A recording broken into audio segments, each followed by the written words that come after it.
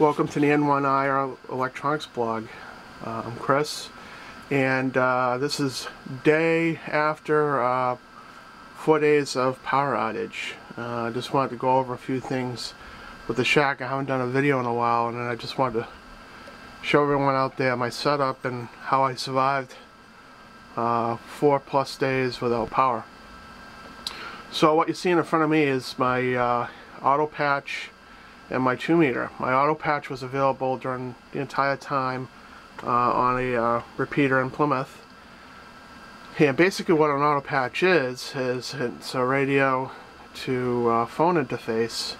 So all you have to do is identify, this is N1IR test, and push the access code. Now we have phone, and you dial your number and whatnot, hang up, you hit pound. So for my phone system,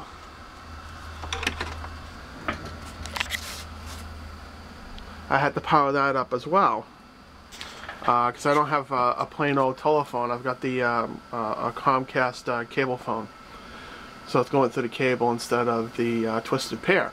So I had to power up the little box, the black box that converts that over. So I have my inverter here, and I have the electrical line stretched over to, there's the box. Now in this box there is a battery. It only lasts about 2 days or so before it dies out. It's an 8.4 amp hour battery in there. So it's 2 days. It's not too bad, but you know, we're 4+ days. Up here is also internet. We were fortunate enough to have cable and internet, so all I did was plug the transformer from the internet box. This is a surf modem, down to the extension cord to the inverter. It's kind of a roundabout way to get DC power up into there. I'm going to look into powering my whole system off of DC, so I don't have to run the inverter, but you know, in short time that I had to prepare, that's all I had. So yeah, we also had HF communications, had 20 and 10 meter all set up. I'm going to show you the antennas out there. I built the antennas the night before. Of course I had scanner communication, listening to the police and everything, so we were all up and running during the entire 4 days. So down here is my 12-volt input to the car. It's about a 50-foot stretch of 12-gauge wire, which I'll get into in a minute, but we'll go out the shack door here. We got a 10-meter inverter V up in a tree. So here's the coax right up. There's our inverter V. That survived the storm. That's one of my counterweights. An old LP tank, empty. And here's the 20. So there's a 20-meter. Now I did have this down during the storm, so it didn't get ruined. I actually set it up the day before and actually got a Michigan station, so I knew the setup worked pretty good. So this was our little trailer here. This was our life raft. Some specs about this: we had hot water. It's propane fired hot water. We have battery power on this. It lasted about 2 days, and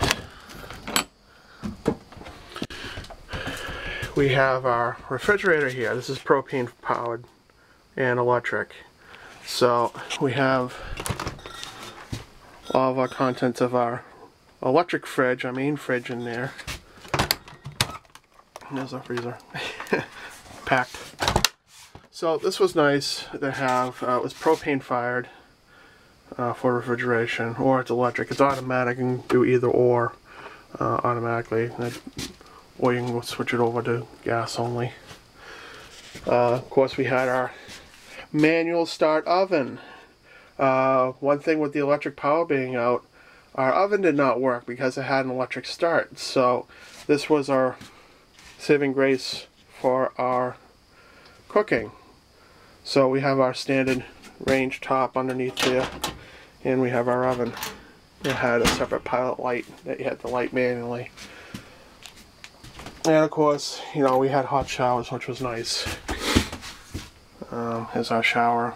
Plenty of natural light in here. This is a Jayco 213, by the way, the RV. And here's our control station right here. We have a water pump, propane water heater, or electric water heater, so you can do either or. So we had it on propane gas. And the water pump is fresh water. So we had 32 gallons of fresh water. Here's our fresh water input right here. So in case the water went bad or something happened to the water supply, we at least had 32 gallons on hand. 32 gallons lasted us about 2 days of showering and general consumption for 4 people. So luckily we didn't lose any water. Okay, so up front here we have our charging station. Here's our, I don't have a generator, so what I did is I used the car as our charging. So to charge up the batteries, I had this cable wired up directly to the battery in the front, and I would connect up either this goes to the inside station. We also have charging up the batteries to the RV, and I have 2 other extra 80 amp hour batteries. So basically what I did is I just flip-flopped the batteries. So that's a little tour of basically 4 days of no electricity. I'm going to put a posting of what was learned and what I'm going to do a little bit different next time. You know, it is possible to do this without a generator. You don't really need that much money, but there's a couple things I'm going to put on the site that I would have done a little bit different. And we lost, the only thing we lost was food in the deep freezer. There was no way to power that up, so we lost quite a bit of food in there. So basically we did pretty good. NSTAR took a long time, unfortunately, so I'm going to do a little write-up on that. But that's a basic overview of basically how we got through the 4 days. And, you know, we were fortunate to have an RV that was propane powered for everything. So, oh, I've also forgotten, in the back of the car, we also had an inverter, 300 watt inverter to power up like TVs and stuff like that, or electronic items.